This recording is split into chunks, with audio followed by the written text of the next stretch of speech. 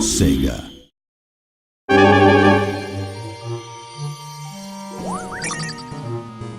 Castle of Illusion, one of the best-selling Genesis games of all time.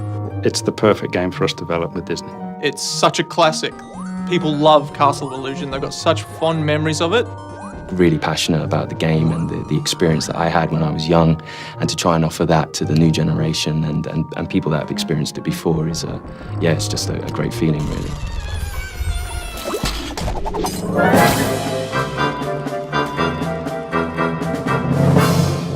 There is definitely something about Disney which I don't think any other brand has quite captured.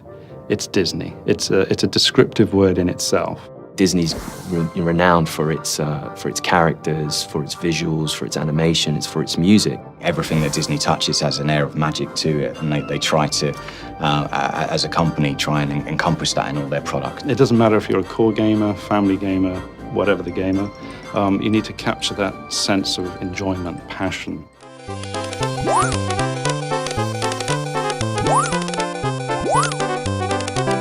I was a child, I bought it. It was one of my favourite games.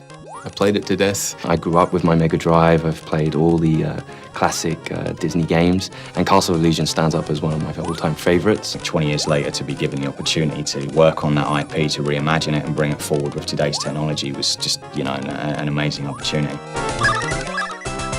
For us, it was important to just respect the original in as many ways as we could. What we wanted to do was just improve upon areas that we can improve upon because we've got new technology, we've got new systems, a new tool set. We have to be very careful not to go and run with the game in a completely different direction. We have to embrace what was good about it to begin with. You'll see all the same familiar characters, you'll see the familiar worlds, all the themes that you remember in the original game are there.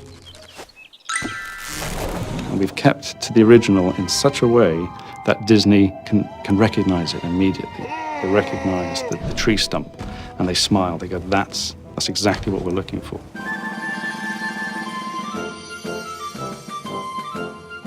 I think I employ 35 people that love Mickey.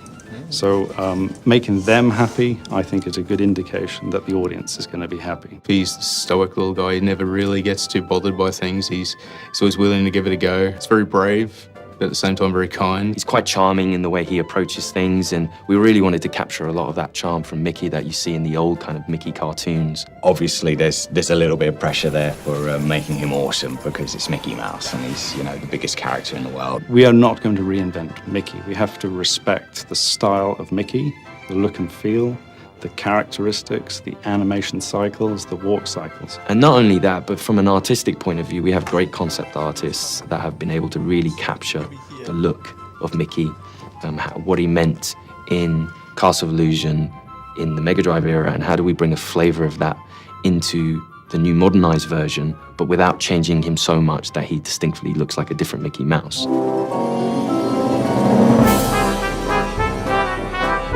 The world itself is it's enchanting, it's rich and full. I think one thing that I always sort of think about Disney is that a word or a spell, something's going to come to life. Just off to the corner, something could just pop to life and come at you. The library is the first level where I've got a Disney moment. I'm jumping on the books. There's a puff of smoke, the dust.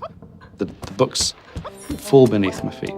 And there's an enemy, and there's an A. It's a letter A, and it's attacking me. I don't know many games where a letter can actually scare a grown man. You just never know what's going to happen around the next corner. I think that's something that really keeps you engaged as a player.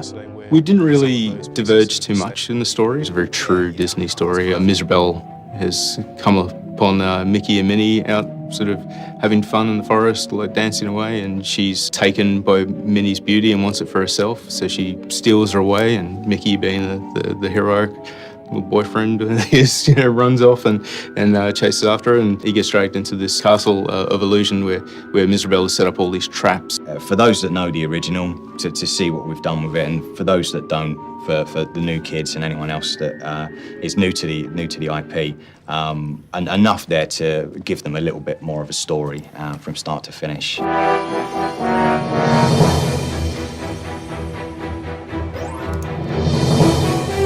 like that.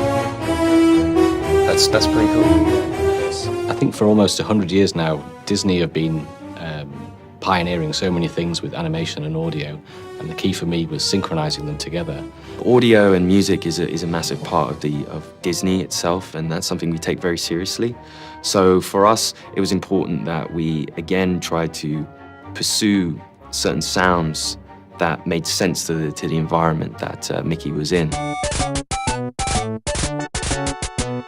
When making a new modern Castle of Illusion, we're able to use the old Castle of Illusion as liberal as we need to.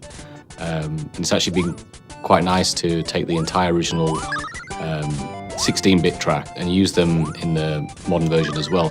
But sometimes by retaining that low fidelity, that's part of its charm and its style. So I do think it's important to retain that. Although we have cleaned it up a little bit, it still retains that original character. Hey, I need that to save Minnie! Come back! We have had the opportunity to allow Mickey to speak. You know, this was something that we felt passionately about, having him interact in the story. There you are! Hey, come down here! From a sound perspective, we've been able to help it into the 21st century by, I think, primarily we're able to do a lot more with the sound effects, the mixing, the environmental effects. I mean, these are all things that we come to expect without realizing it. So we're able to go further with interactive music, and we can have more dynamic things going along with the sound effects and the voice as well. Castle of Illusion, you know, is built from the ground up.